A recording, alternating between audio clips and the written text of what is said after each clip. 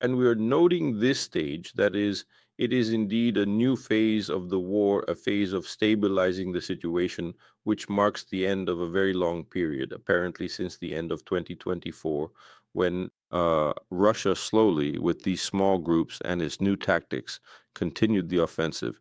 It was moving at a meter a day, but it was continuous, and it was happening along the entire line of contact, and there was a feeling that it would go on like this until the end, until finally, after slowly losing 150, 200, 300,000, they reached some crazy internal goal set for them. That period has now ended. That is, it has now become clear that with the method they were using, they will not achieve this goal. And Ukraine seems to have found an antidote with the help of its European allies. Now, a very important question arises, and I will actually end on this. Expert opinions are currently divided.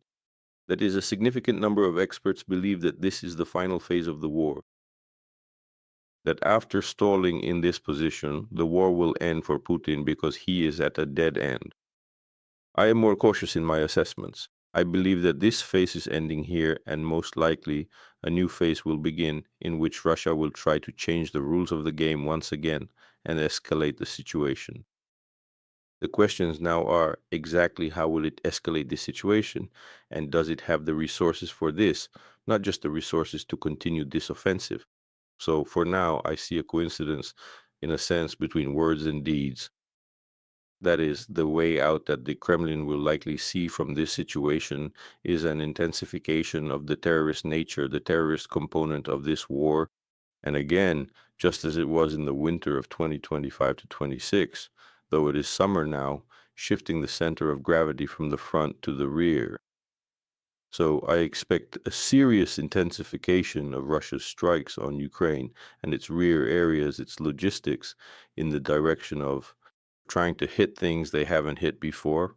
Well, for unclear reasons, maybe they lack the strength and an increase in intimidating punitive strikes on cities. So this is apparently the objective reality, and I understand that Russia tried to carry out a psychological attack as if to warn about this, maybe hoping nerves would fail. No one's nerves failed. Accordingly, it seems that now it's a practical test of how it will work. Well, that's ballistics. You're talking about ballistics first and foremost because I don't know, I'm not an expert. It's ballistics, perhaps.